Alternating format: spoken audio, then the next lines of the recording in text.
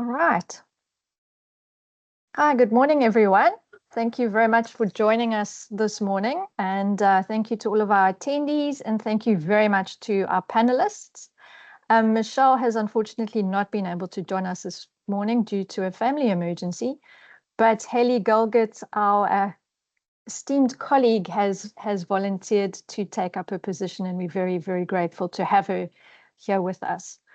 For the attendees, just to let you know, your cameras are all off and you are muted at the moment. We are going to have an opportunity for Q&A. So you'll have access to the Q&A function. If there are any questions that you'd like to ask our panelists, feel free to type them up there. And then when the opportunity presents itself, we will ask those questions or pose those questions to them on your behalf. And please, we would like a lot of questions.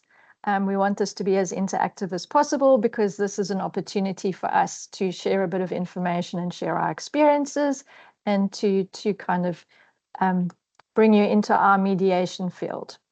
So very briefly, if I could introduce our panelists. And panelists, I'm not going to read all of your spiels because you're all very well qualified and experienced, but just briefly so our attendees know who is who in the zoo. I'll start with PJ. PJ is a specialist in commercial dispute resolution and corporate law advisory. He holds an LLM as well as an MBA, and he is a CEDA UK accredited commercial mediator, and he is an arbitrator in addition to that. And he has certification in advanced mediation of complex disputes from Harvard Law School, amongst other numerous qualifications and accolades. So thank you, PJ. We appreciate your participation this morning. Karen, over to you. Let me introduce you quickly. Sorry, guys. I just want to make sure we're recording this. Karen has a Master's of Law, specializing in family law. And she's also a CEDA UK accredited commercial mediator, in addition to being a certified family mediator and an accredited parenting coordinator. So we have PJ, the commercial expert, and we've got Karen, the family law expert, on our panel. Then over to Haley. Haley is an experienced litigation attorney, as well as the CEDA UK accredited mediator, and she specializes in labor law and discrimination matters, including civil claims for sexual and gender-based violence, which is very topical. So thank you very much for joining us this morning, Haley. And then turning to our two non-attorneys who are as important as you are here in mediation spheres as attorneys are, is Kevin Churchill. Kevin's joining us from the UK. So thank you very much, Kevin, for getting up extra early to join us. Kevin holds an MBA from Imperial College and an MSc from the London School of Economics. He is also a CEDA UK accredited mediator, and he's also accredited with CMC. And as I mentioned, he currently lives in the UK, and he spends his time between the UK, East and South Africa. So happy to have him on board to give us a couple of international perspectives as to what's happening around the globe when it comes to mediation. And last but not least, Nayet, the most important, left to the last. So Nayet has a very interesting background. She has 30 years of experience across the corporate sector, including corporate sector, NGO sector, and education. And she is an accredited CEDA UK commercial mediator and has a background in advanced mediation from Fordham Law School, New York, and the UCT Business School in Cape Town. So all very, very well seasoned mediators with very wide experience. So thank you very much for giving up your time and engaging with us this morning. Just a little bit of why we're here today. For our audience members, mediation has become quite a hot topic amongst attorneys, because of the court systems not operating as they should. And as the attorneys and mediators in the audience would know, Quarter Next mediation was introduced a couple of years ago, which was a voluntary mediation process.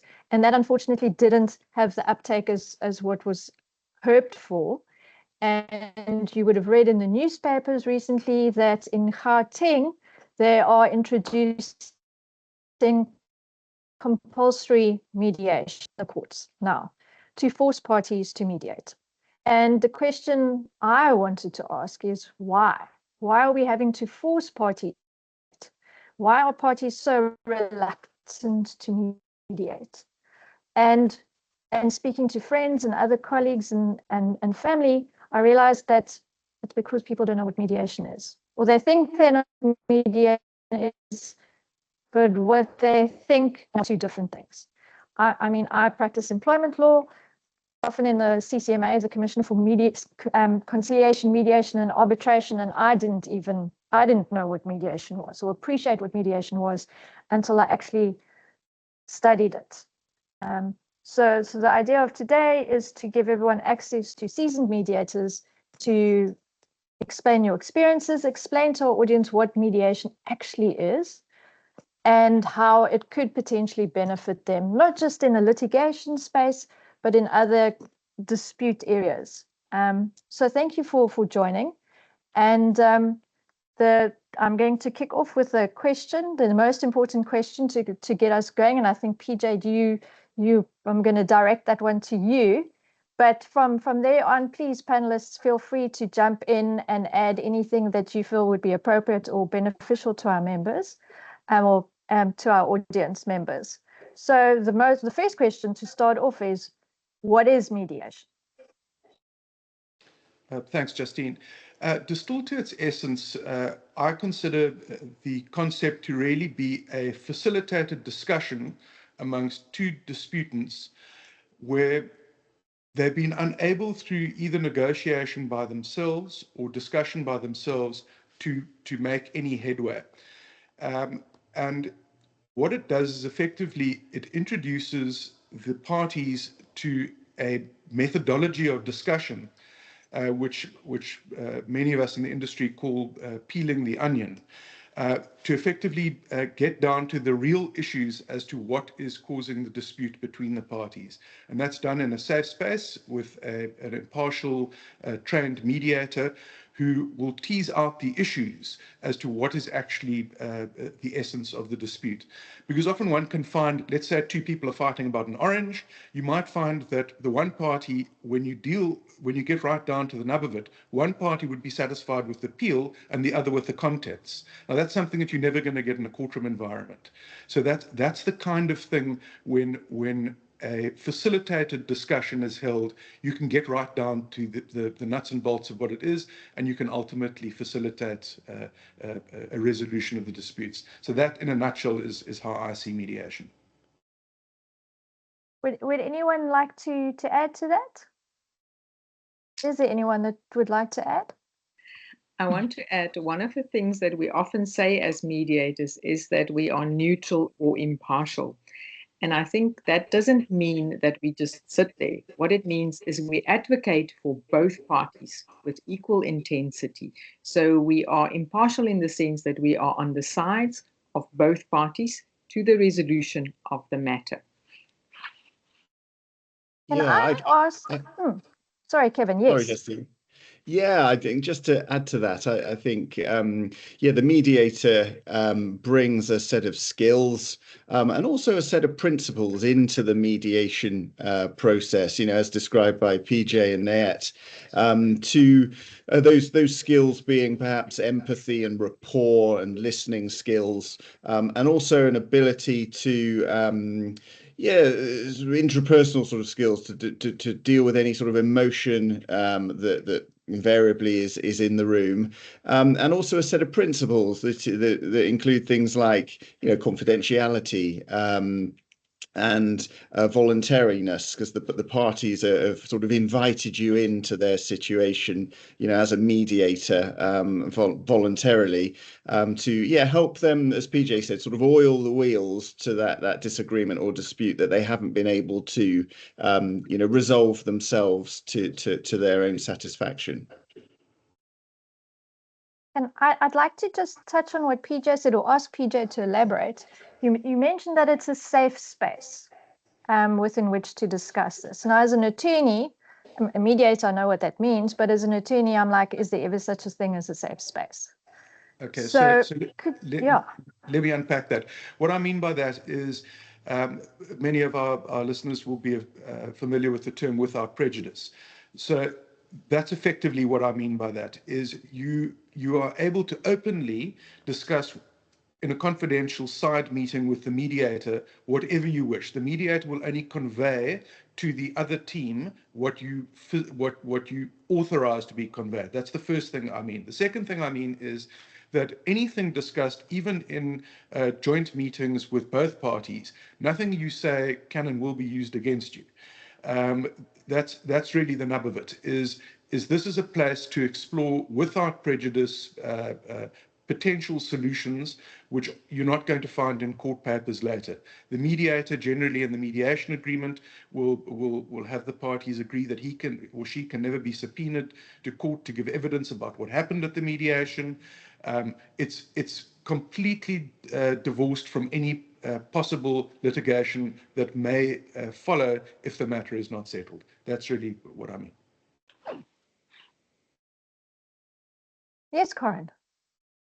Justine, I think I'd like to just add on to that. I think one of the most important things, especially in the family law field where there are always very heightened emotions, is that the parties say that I often get pushback to mediation because they say, no, they want their day in court because they want to be heard. They want their story. They want to be able to tell their story. And I always explain to clients that in mediation, it's the safest place to have your story heard because number one, it's a private space. You're not in an open courtroom where anyone, a member of the public, can come in and listen to your story. And number two, you've got somebody there, that impartial third party, who's genuinely actively listening to what you're saying in comparison to a magistrate or judge who's sitting there judging to make a determination of what award they're going to give. So mediation becomes so much more empowering. And I think for me, that's the most important thing. It's the empowerment of the parties, that they ultimately are making their own final decision. It's not being left in the hands of a single person, because in South Africa, you've got one person, the judge or magistrate, who's making that final decision. So I think that's a very important thing, just to add on to what PJ was saying. So Yes. just to add on to what Corinne was saying, is what you must also remember is the position of a judge or magistrate is completely different to that of a mediator. A mediator is either they're paid or on a voluntary basis to listen to you. The judge is not doing that, I promise you. I've sat as a presiding officer many times. What you're really concerned about is the length of your role and getting to the end of it. And you need to manage people's time, and you need to manage your own time. And that doesn't lend itself towards active listening, I can promise you. Yes, Haley. Yeah, I think just to add on to what Corinne and PJ have just said, I think one of the most powerful things for me about mediation is the opportunities that it provides for meaningful outcomes.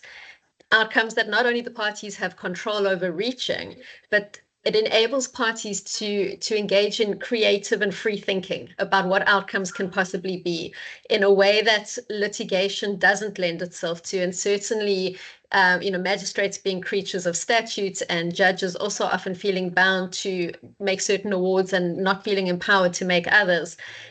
You can agree to anything within the bounds of legality, within the bounds of law, in a negotiated and mediated agreement. And it provides such an incredible opportunity for something that's meaningful and caters to the needs and interests of all parties to a dispute in a way that litigation just can't. Thank you. Sorry, can I roll on from what Haley has said now? Is in that creativity, I think another thing that people don't necessarily understand about mediation is they think that I think PJ did touch on it, that the mediator is just sitting there listening and talking to the other party. But the mediator can also assist the parties in coming to those creative decisions, because as an impartial third party, you're almost looking at the problem from the top down. And as you start to hear both sides of the story and unpeel that onion, you can then actually give the parties ideas and like, have you considered X or have you considered Y? Because you're looking at it holistically from the outside rather than them just being so fixed in their positions that they've taken. And I suppose then at the same time as a mediator, you would assist them with reality testing those options, correct? So we've now gathered all of these potential options to resolve the dispute. How will this play out potentially? Which ones are going to be more appropriate? Or what is the option, or what is the reality if we aren't able to resolve the dispute? How is that going to play out? And to assist the parties in assessing that while not giving advice on the situation, because that's obviously, as a mediator, that's not our role. We're not there to advise the parties, but we're there to ask those questions that gets them thinking and assisting them to reality test, generate options, and get to that stage. I think that's right, Justine. Yeah, certainly. I think the mediator and the mediation process, concerns itself with the sort of the party's future and the party's relationship. If there is going to be one, it's up to them to decide. From today onwards, what is our relationship going to be like tomorrow? And that might be, quite a close professional relationship, quite a close family relationship, or it may be, not much of a relationship at all. But the parties will decide what works for them, and the mediator can help do what you've suggested. Absolutely, reality test. How might this work for the other party tomorrow, next week, the week after? How might this work for you tomorrow, next week, or the month after? How might it work for the children or for our future business relationship, panning out as we look towards the future? So certainly the mediator helps with all of that in an impartial, independent, non-biased way, and yeah, supports the parties to, yes, we touch on the past, but we don't spend really much time getting to the bottom of the facts or evidence or any of that. We spend most of the time, great deal of time, looking towards the future as to discuss what might work from here, what could work from here on in for the parties. All right. Yes, Corin. And then I'm cutting you off and we're moving on. No, I'm joking. I actually want to ask Nayet to come in here because I know she does a lot of this work. I think there's also a misconception that mediation is only comes into play in litigious matters. And I think we need to cut that off where it needs to be cut off, because it's not the case. And I know Nayet works a lot in matters that are not necessarily litigious. And I think it's important that we just bring that up so that people understand that Yes. It doesn't just need to be a litigious matter. Yes. Nayet, do you want to take that and take us through it? I thought I'll wait for you to ask the question, Justine, but thank you, Karen. I think it's important that is clear.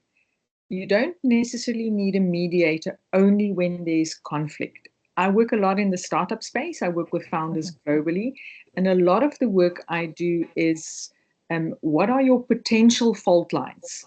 Let's talk about those now, because there's Harvard studies that shows that 65% of the businesses fail because the founders have a fallout. So these are the fault lines. Have you spoken about this? So I think it's important that a mediation can also just be a facilitated discussion with somebody who knows how to ask the correct questions. Let me ask you this, Nayet, and everyone else. I know we know what mediation is, and we're banding it about, and we've spoken about what it is, the definition of it. But for our audience, aside from they know what litigation is, and they now know a little bit about, in theory, what mediation is. But you've mentioned facilitation. So if I could ask, what is facilitation?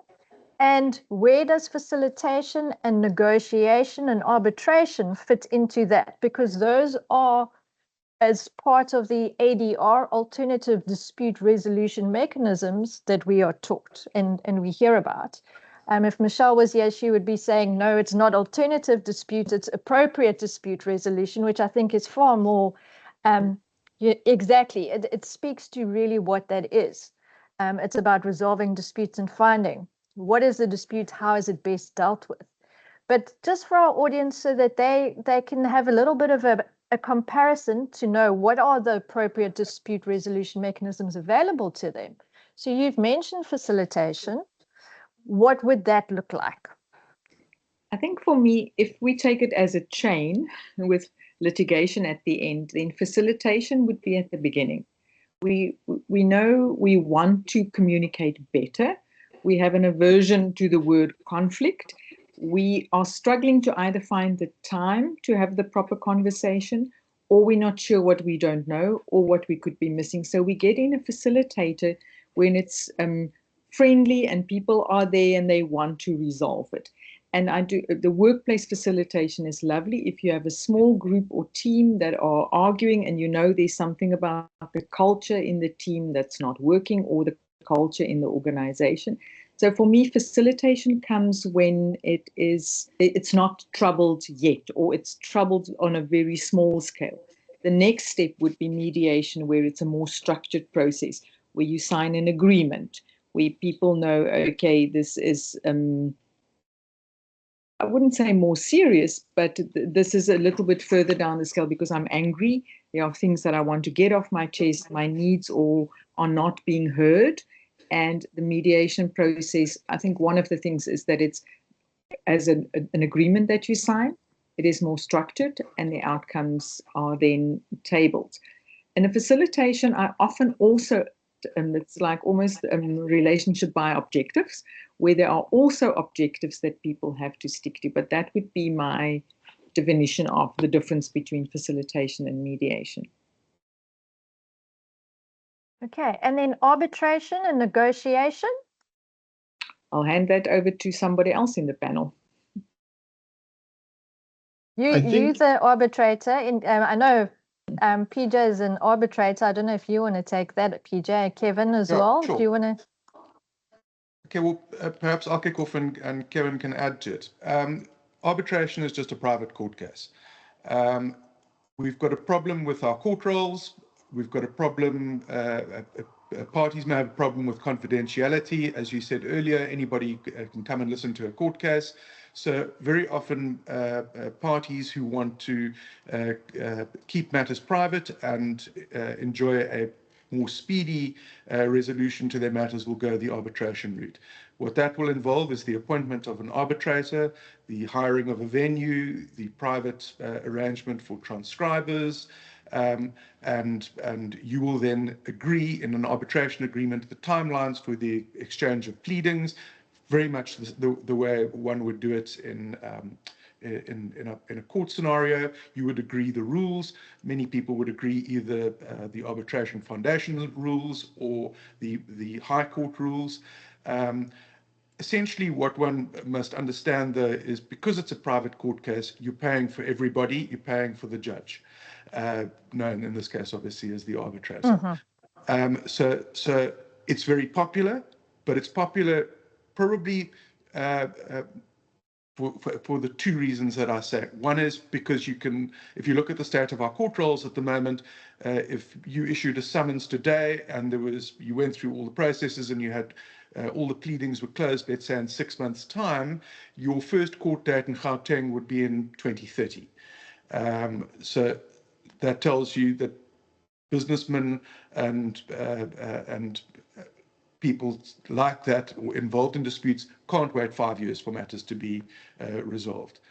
The other part, as I said, is the confidentiality side of it. If you've got two massive corporations fighting, you don't want to air your dirty linen in public in an open court environment, where ultimately the judgment could be a reported judgment and the world would then get to see that in a set of law reports. there are some type of matters that cannot be arbitrated, for example, matrimonial matters, those type of things. Those are the purview of the courts. Kevin? Yeah, absolutely. Just to add to that, just coming back to Nayet's chain for a moment in terms of like a continuum of all these things, I think as Nayet described, there's perhaps negotiation as the first one where the two parties try and sort it out themselves, then facilitation where a neutral facilitator or mediator, might be voluntarily invited into that space, then mediation as we've been talking about, and then you sort of cross an imaginary line at that point into arbitration and litigation as PJ was describing. And the imaginary line that you cross there, I think, between mediation and arbitration is when you hand over control to someone else. Control of content of discussions and control of outcome. So in negotiation, facilitation and mediation, the parties are very much in control of where they want to go, what the topics are, what the resolution is, with the help of a mediator or support of a mediator. The minute you cross over into arbitration, then you're handing that control over to somebody outside the room, whether that be an arbitrator or, in the case of litigation,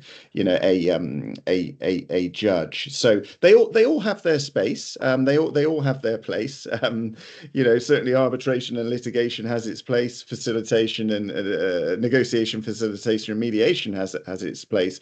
I think the way we've done it, certainly here in the UK for probably centuries, is that in any sort of matter of any sort of size or scale, we've gone straight to the end one. We've jumped all the way to litigation as our first and only stop, and skipped all the others. And I think I'm sort of pleased to see, really, over perhaps the last sort of 10, 15 years, we're speaking, more seriously as business people and there's us in society. The other routes are becoming, much more understood and indeed used, which is great, rather than jumping straight to the nuclear option, which is litigation, as I say, which sometimes very much has its place.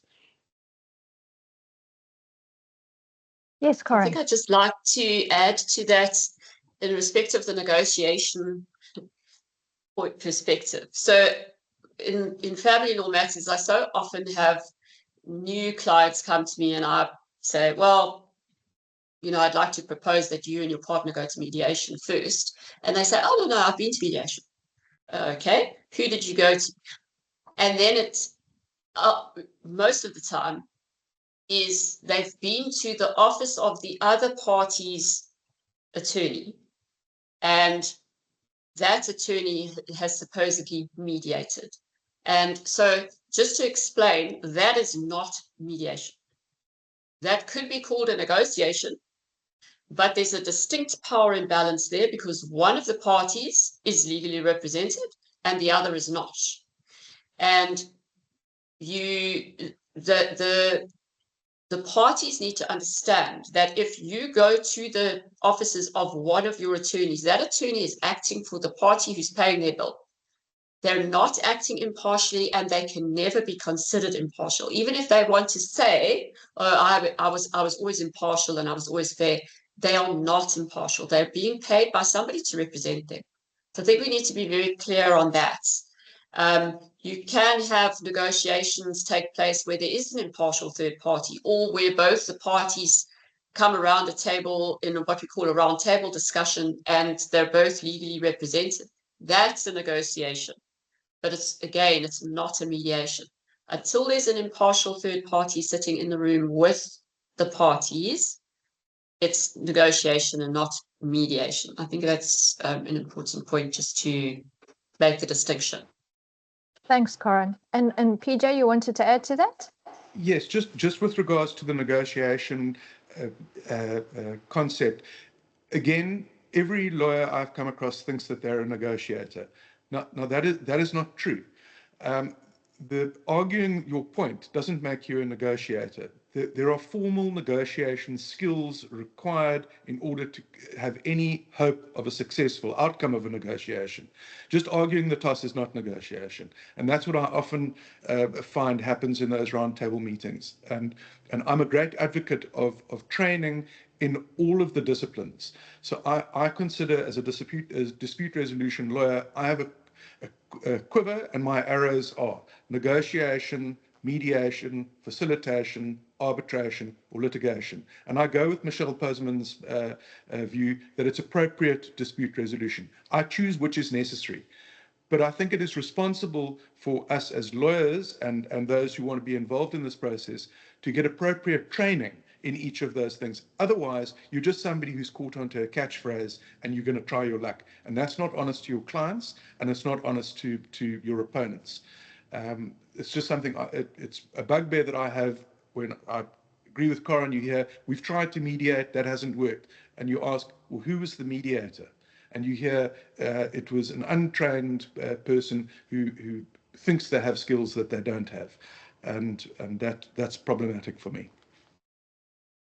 I think it's problematic looking at all the heads nodding there for all of us, because we know what goes into the training itself, and we know that it's not just the training, it's the experience as well, and it's the ethos, and there's a strict code that we have to comply with as mediators. And just because, and I take your point, and I completely agree with you that those are different arrows within your quiver, that they are all specific skill sets. Negotiation, mediation, all of those are distinct. And I think that's critical for our audience to understand, that it's a skill set. It's not just something that you are born with. Yes, you may be more intuitive than someone else, but it's a skill set that you have to acquire and practice in order to be effective. So I often hear from clients as well, oh no, particularly in my area of specialization, which is obviously employment law, the HR has mediated it. And well, is HR a trained mediator? No, you're having a discussion with the parties, and it's not even a facilitated discussion as we know it, because that person isn't trained to do it. I know it sounds like we're trying to make, it may sound like we're trying to make money off it, bring us in, but I cannot stress it enough. There's no point in having those discussions then at all, because you're probably doing more harm than you're doing good if you're not skilled. And not enough cannot be said about bringing in an independent person, particularly I found in workplace settings. But in other settings, I'm sure you've all experienced it yourselves as mediators. That person is completely independent. Those parties are never going to see that person again, hopefully. So they're more likely to open up to you and tell you things that are going to be useful in the situation that you're dealing with. That's a bugbear of mine. So PJ, I've just hopped onto your soapbox there with you. Yes, Nayet. I think given our audience, it's maybe important that we talk a little bit about workplace mediation. Because yes, it is something that is becoming more apparent. Organizations are more open to workplace mediation because of the CCMA, that they don't want to go that route. But also I think talent, when you want to keep your talent, mediation is the one way in which you can actually get the people to talk to each other so that they understand each other better, instead of checking out and finding another job. 100%. Okay, yeah. Yeah, I just to come in on workplace mediation, I think, yeah, workplace mediation has got so many benefits, because the workplace is one place where, invariably a future relationship is needed. Those parties are coming back to work tomorrow or next week or next month, whenever it may be, and they want to, perhaps, although it doesn't feel like it at the moment, but they want to work together again. They want to stay in the company. They want to continue to perhaps deliver on that project or that piece of work, but just having a really sort of tricky, difficult situation with the other person, at the moment. So I think workplace is a place where mediation can, facilitation and mediation can have significant benefits for the psychology of the individual parties that are involved in that situation, but also for the company too, of course, and the continuation of the project or the business. So many benefits to workplace mediation, as Nayette pointed out. Yes, Corin. I think just to follow on from that, Kevin, is where with what mediation can do in those type of environments is that you're looking for opportunities. You've got let's say two people who are members of a team who have differing views on how a project should be handled and what the best solution is to a particular problem they're trying to solve.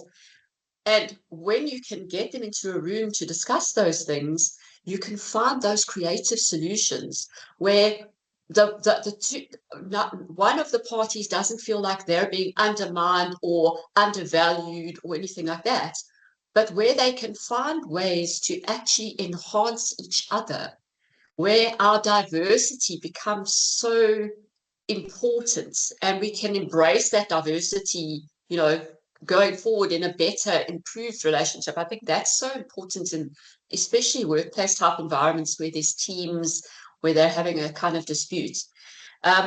When you spoke about relationships and ongoing relationships, obviously in my kind of setting where there's families involved, that is, especially where there's children, 80% of the time there is going to be an ongoing relationship. And I think those of us who are litigators know, by the time you actually get into a trial, apart from the fact that, as PJ said, 5 years have gone by at least, those relationships have been obliterated. There is no way on this green planet that those two parties are going to be able to properly co-parent. There's always going to be that underlying conflict between them. Whereas if you catch them right at the beginning, where the emotions are high, but they haven't escalated completely out of control, you're far more likely to be able to assist those parties to come to an agreement that allows them to co-parent going forward, where they can see that their parenting styles are different, but not exclusively so, and they can still work together and have a working relationship. I think just one of the other things I want to touch on whilst I'm on that is, and I think Hayley might also have her hand up about this, is where mediation is not appropriate. So we talk about appropriate dispute resolution. There's also inappropriate dispute resolution. And inappropriate dispute resolution, certainly in the family law field, is cases of domestic violence. And the reason I say that is because we're talking about situations where there's a huge imbalance of power. And particularly in cases where there has been physical violence within the relationship, because that power imbalance is massive. There are domestic violence matters that can be mediated, but where appropriate steps can be taken within the mediation process to ensure that the victim is safe. So that's another bonus of mediation, and one of the advantages is that the process itself is flexible. So you can allow, opportunities for what we call shuttle mediation, where the parties sit in separate rooms. So where there is a distinct power imbalance, and particularly where there's sort of things like coercive control or financial control or emotional and psychological abuse within a relationship, we can separate those parties. And then the victim is far more empowered to speak out about what they need to say and, ways to resolve their conflict. So I just wanted to add that. Thank you. Thanks so much, Corin. Hayley. Yeah, I mean, I agree completely with everything that Corin has just said. I was also going to add something in relation to mediation in the workplace. And I think one of the other places where mediation is also really valuable in workplace environments is to intervene at the point, as Nait was saying, when things are still friendly, but when you can potentially foresee that something might come up in the future.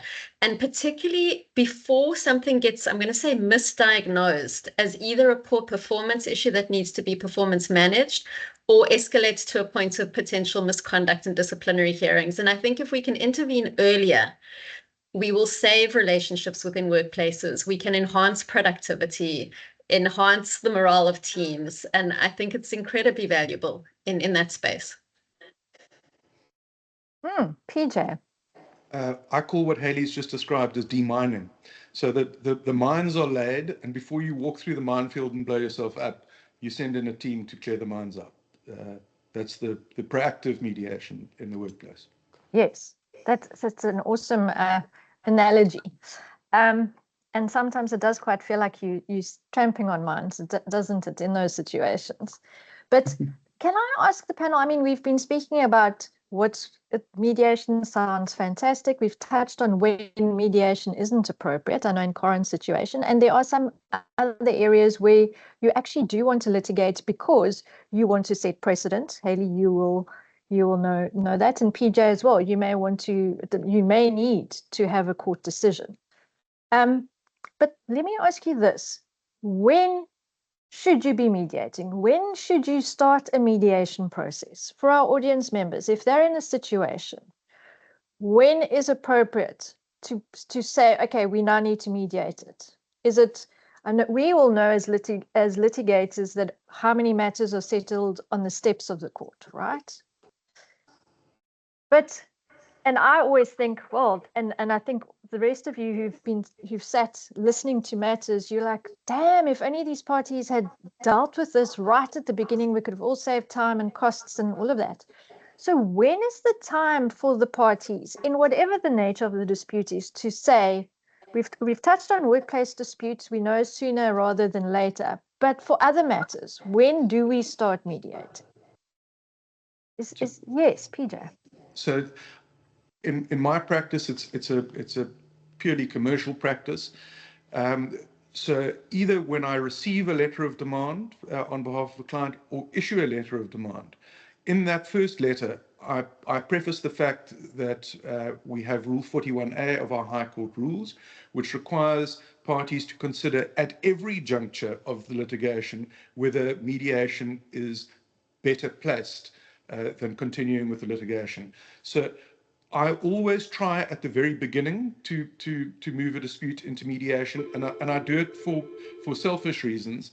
It's so that I can establish what. Sorry, my phone's going in the background. It's so that I can establish what I'm going to need to prove if ultimately the matter goes to trial. So if the matter is going to go to trial, who will my witnesses be? What will they need to say? When are they available? And I can reality test what this ultimate litigation is going to look like.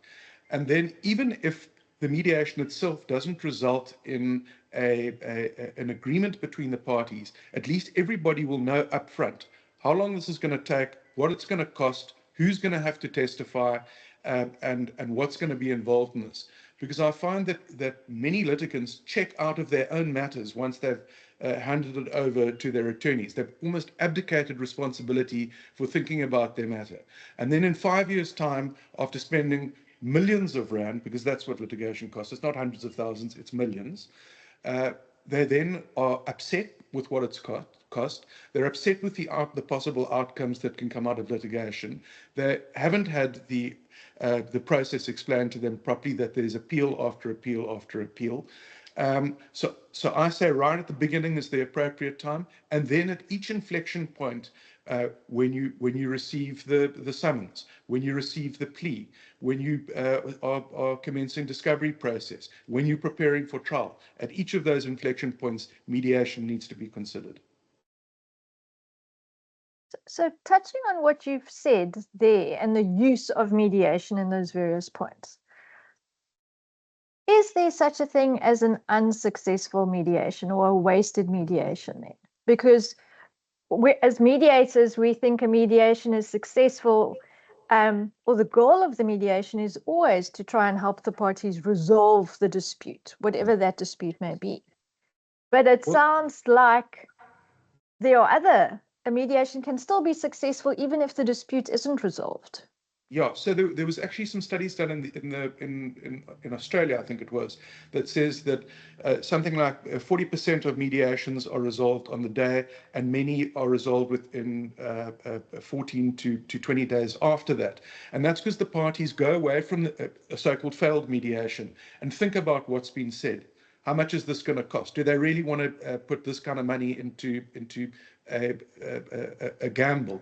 Because I mean, I tell clients very often you'll do better at Grand West with that money. I tell people in restraint of trade cases, for example, I say, why are you bothering to spend R1 million restraining someone for 6 months when you can spend 500,000 Rand on marketing and deal with whatever fallout that person could have caused you? So it's the financial aspects that I explain to them. It's the time delays that are explained to them, but it's the limitation of issues, which comes out of a so-called failed mediation. Is now you know genuinely what you're going to be fighting about down the line, and that's very important. Very often there are those of you who litigate will know the particulars of claim will say this in the alternative that, in the alternative that, in the alternative this. And that's an attorney's grape shot approach at trying to see if something can stick to the claim. And a lot of those things can be dispelled in the mediation space. That then we're only dealing with one main claim, and that, as you say, can often be settled down the line once there's been an exchange of pleadings as well. Yes, Nayet. I think what I want to add to that is even in a failed mediation, there's better understanding of the other person often, Yes. but there's also a space to get clear about your own emotions. And when you've had the opportunity to vent or say what you feel, or maybe even get an apology, then when you feel better and your amygdala hijack is out of the way, you can think clearer about the process going forward, and that, even just that, means it's been successful. But Absolutely. also, PJ's got that lovely story about the tale of two matters. And I think it's appropriate to share that because it speaks to this. Yes, PJ, if you wouldn't mind taking us through it, and then we will be, PJ's also got it on his blog, so we'll be sharing that link for everyone who's participating today, just so that you've got access to it. But we'd love to hear the story from you. Okay, so effectively, the first matter is a construction company, 2 shareholders, been in business for over 10 years, deadlock in management, either looking at a liquidation or some kind of exit. And they actually came to see me together with their accountant. And I said, guys, the way we can deal with this is we can wind this company up, we can hand it over to a liquidator and see what happens. You guys can go off and see your independent attorneys and you can fight until there's nothing left.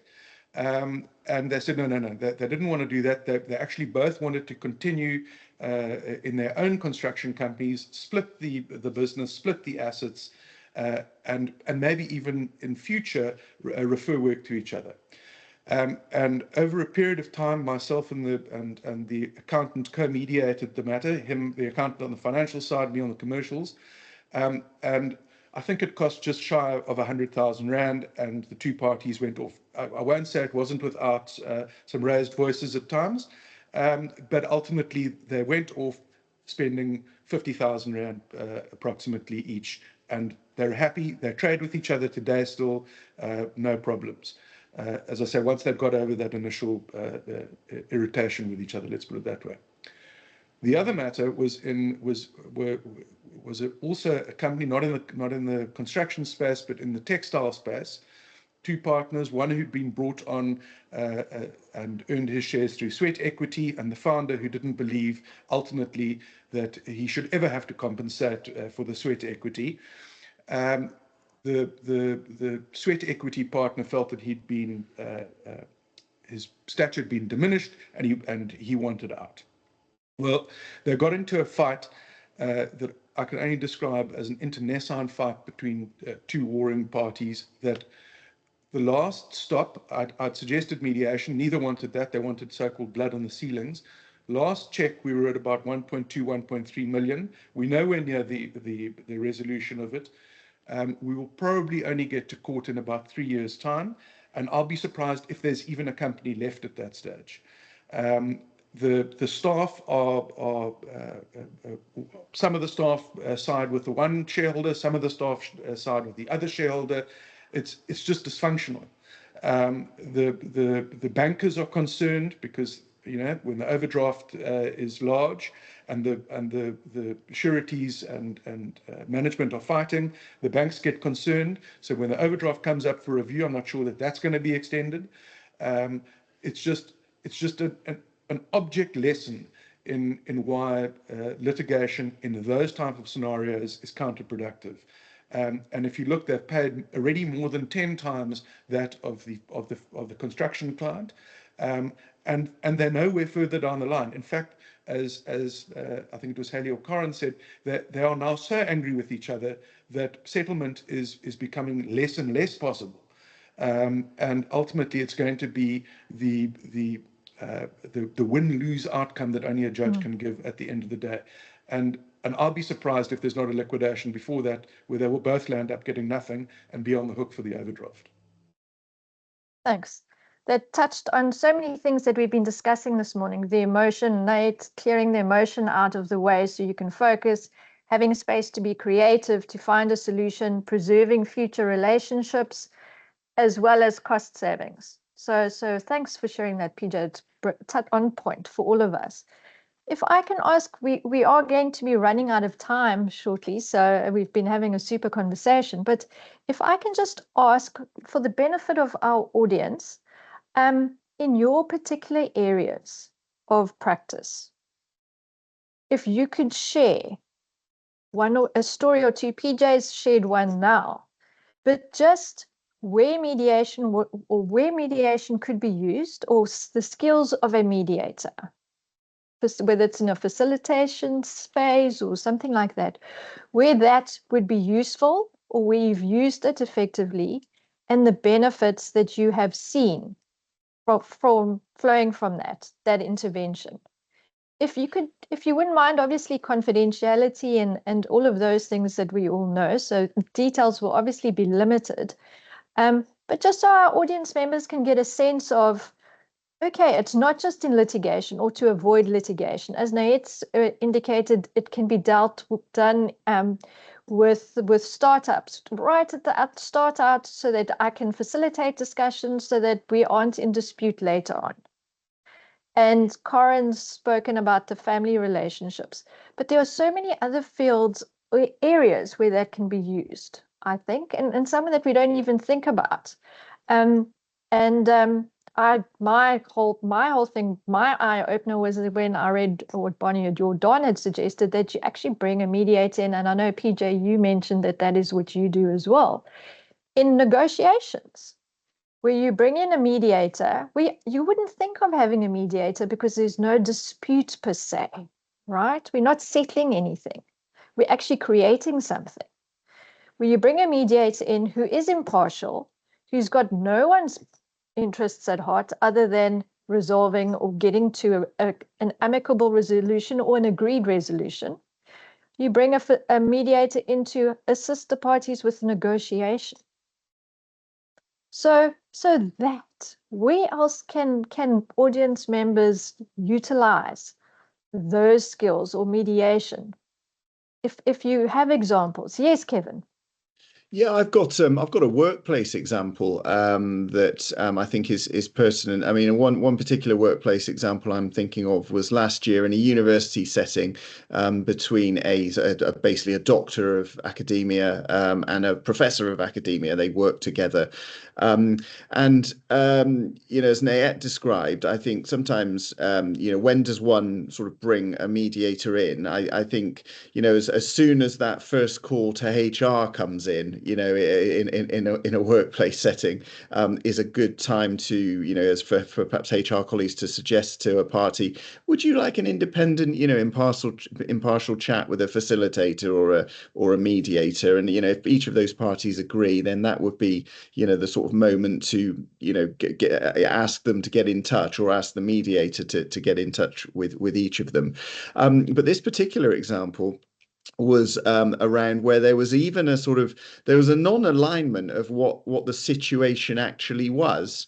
And a facilitated conversation and mediation was the only place that a common understanding about what the circumstances or the situation was actually going to be had. So one party thought the disagreement dispute that they were in was around you know, a difficult team meeting and a difficult exchange of emails over a sort of a 72-hour period, and one party thought that was the sort of the genus of the situation, and some months had passed, and, you know, one or two other things that had happened between them, you know, since that exchange of emails.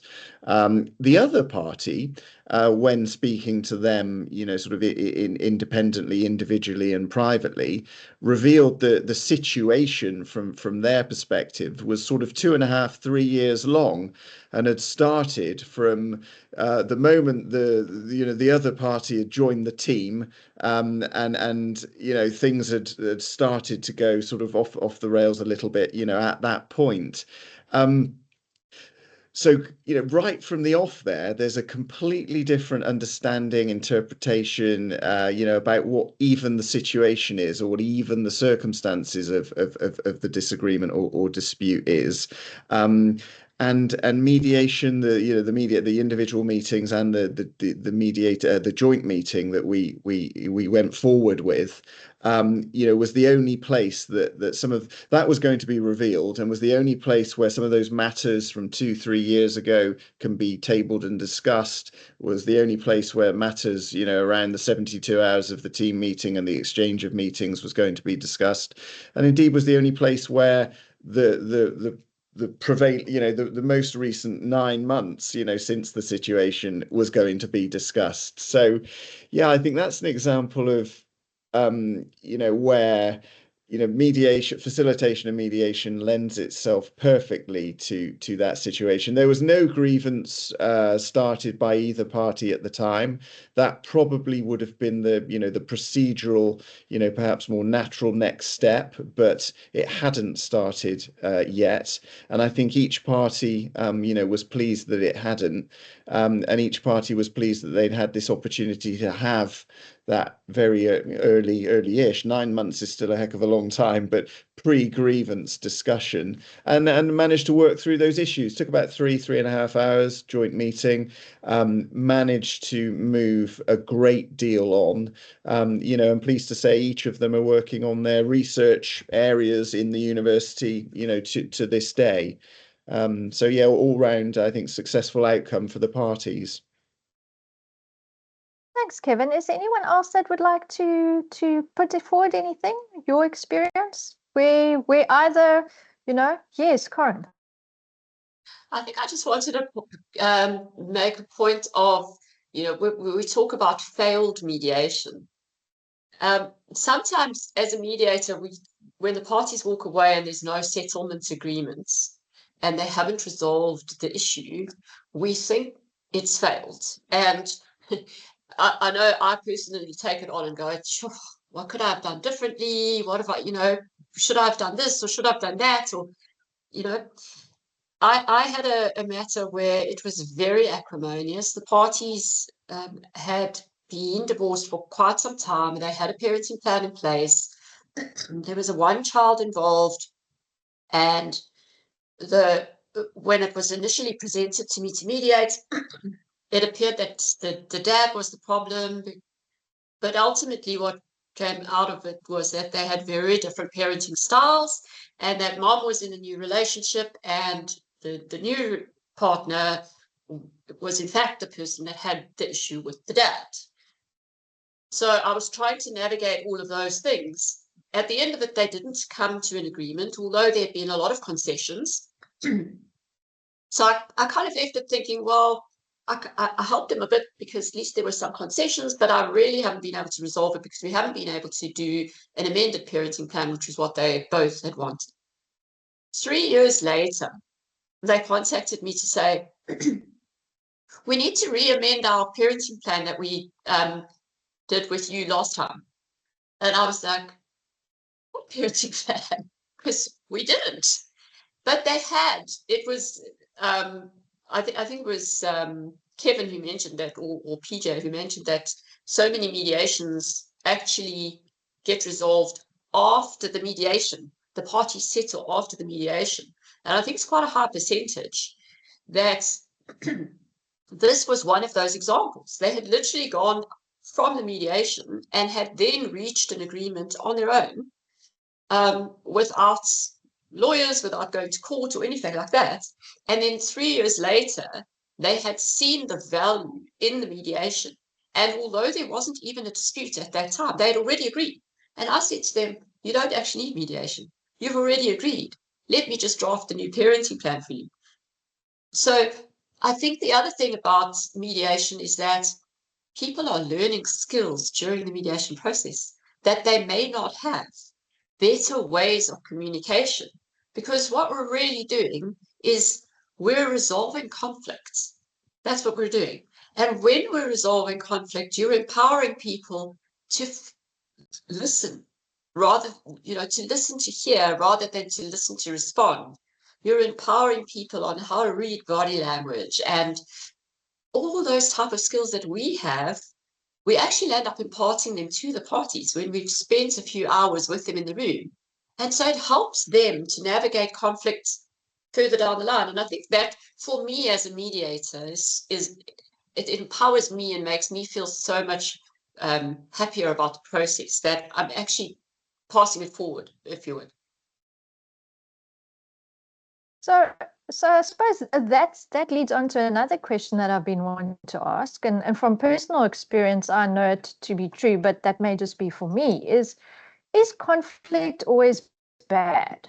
When we try and avoid conflict, it's an unpleasant place to be. If you're in a conflict, bad always, or can conflict be positive? Anyone? I think especially in the startup space, conflict can be especially in the startup space, conflict can be very positive, because if you always just agree, then you don't get some of the solutions. But conflict's not bad. It's how we feel about it. What is our window that we look at it? And our window comes from our history, and then how we handle it. And if you can, it's conflict. I read something the other day that conflict about topics is actually just a heated discussion. Conflict fighting comes when our needs, our emotional needs, are not met. And if we can just make that distinction and look at a problem as not between us, but there. So for me, in the startup space, I often think of conflict as a good thing. It's just how it's handled and what it leads to. What is the outcome at the end of that? But sometimes, even if you think about your personal relationships and the divorce space, because I work there as well, is that sometimes after an argument, if you sit and you reflect, you do have a better understanding of yourself and the other person and their needs.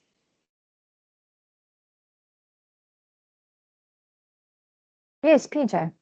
So I think respectful conflict has its place. I don't think disrespectful conflict is ever productive. But respectful conflict, without that, there's a potential for resentment, because people will go along and agree because they are anti-conflict, or they're shy away from conflict. But that doesn't mean that they don't harbor the resentment for not getting their needs met or their interests met.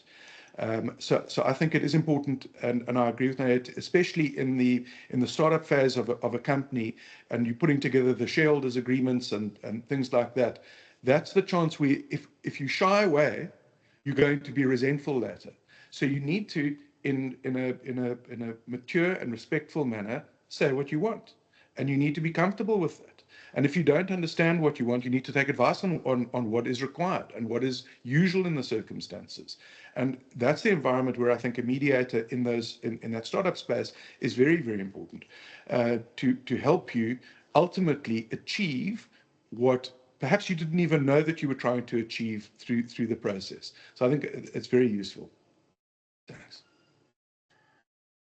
And speaking to what Kevin was saying as well, is that, you know, in a workplace situation as well, conflict sometimes, it starts out as conflict, but if it's handled properly, it could turn into something positive. It could, you know, it can strengthen relationships. It could deepen understanding of employees between themselves or managers or whatever the case may be.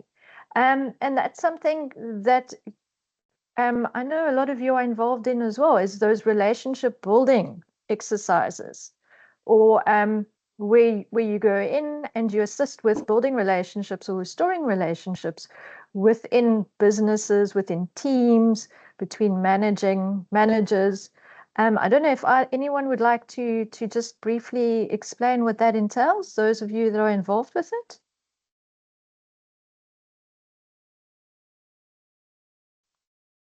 I'm not Nayet. I don't want to help. It's the same as any other facilitated discussion or mediation effect. It's to get people to disagree better and understand each other better. And so if I go into a workplace mediation, I would generally, whoever contracts me, so let's say it's HR, I'll get HR or the manager's perspective on what they believe the problem is. I'll then sit with one party to find out what they feel, then with the other party. For myself, I make what I call the touch points. Where do they agree on this is the issue, and where don't they agree? Then I have an idea of their lens they are looking at it. And then if it's appropriate, I put them together to see where we can resolve. And that differs. So I find that generally in high conflict situations, people's capacity for dealing with that and being actively there, intentionally, mindfully, is about an hour and a half. After that, people don't feel it. So it might be a process that takes place over a couple of days, or I like places where you sort of work over a couple of weeks, because then if there are any resentment or residual issues, it pops up before the next meeting. So in short, your answer is like I would deal with any other facilitation, whether it doesn't matter the level, whether you're a manager or a director or a factory worker, there's still two people who need to understand each other better or find a solution or to disagree better in what that is.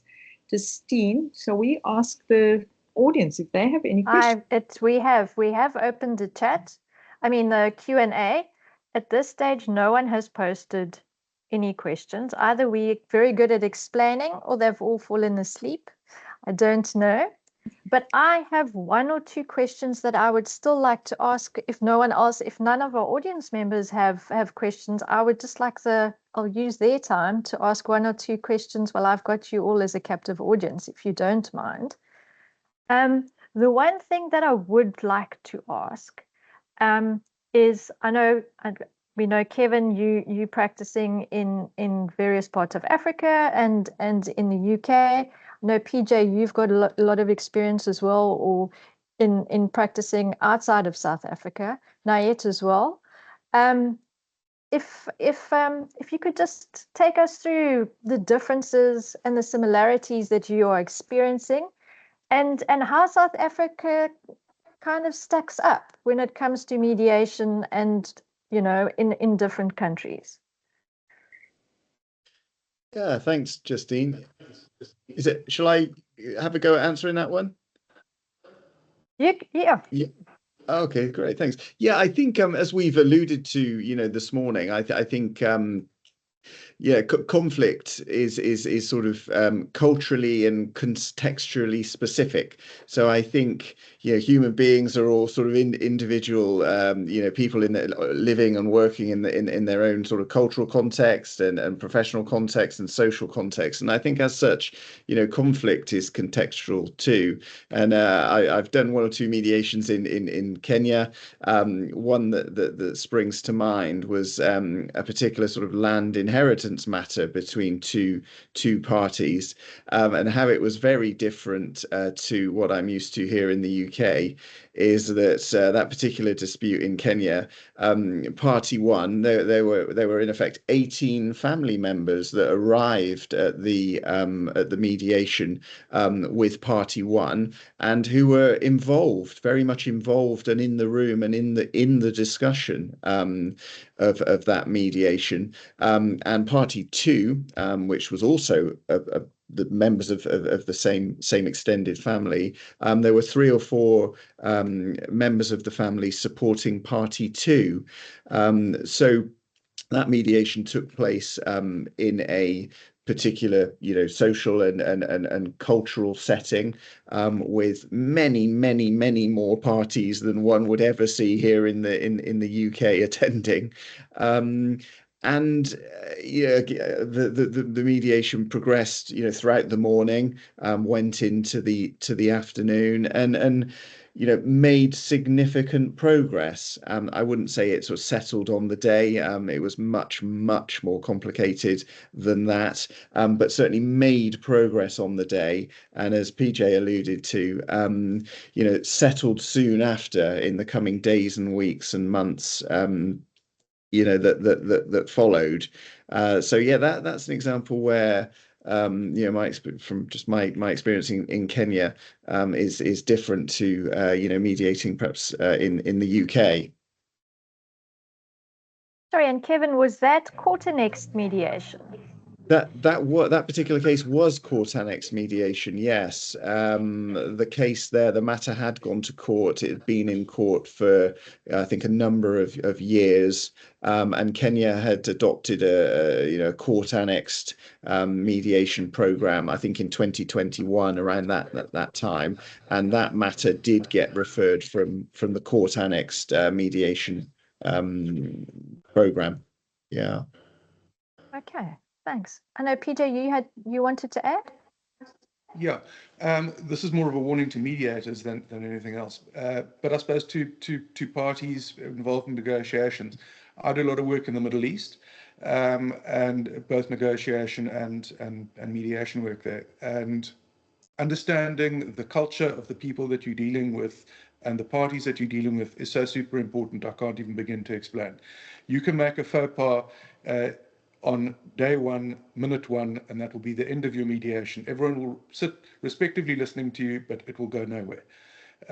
So understanding your audience, doing a little bit of research on who the people are that are involved, and understanding culturally how to address people. As simple as whether first name bases are something which are appropriate. It's very important to understand those type of things. That's what I found. I think adding to nice. Also understanding if people are comfortable with emotive displays. So if I work with Mediterranean startups, especially Italian startups, they are loud, and I'm sitting, and if you then work with the British startups, and they're very polite. So I think it's not reading your things into, oh, this is a big conflict, whereas actually it's just the way people express themselves, large gestures.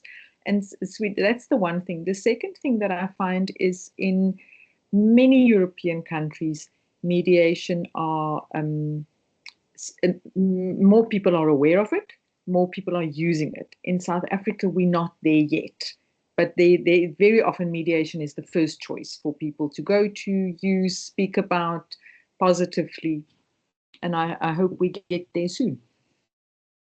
Oh, that's part of this, spreading the word and getting people to understand what mediation really is about. And on that, I am going to thank you very much for all of your participation. I really appreciate it.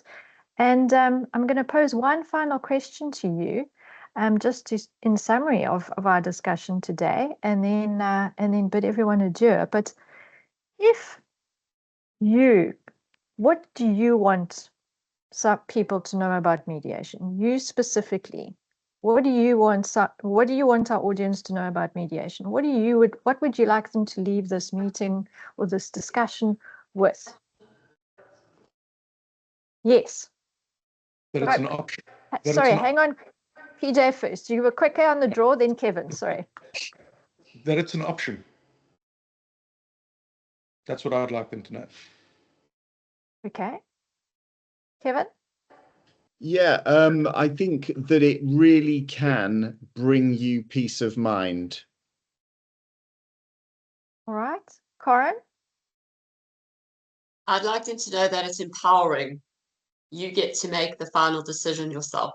You're not leaving it in the hands of a single person. Haley? I was going to say empowering, so now I'm going to use something else that Corin says a lot, that it provides an opportunity for dignified dispute resolution, and one that can really provide transformative justice as well as dispute resolution. Nayet? That it's a way in which to minimize conflict, and so it's a way in which to minimize a way in which conflict can run away with you. Wonderful.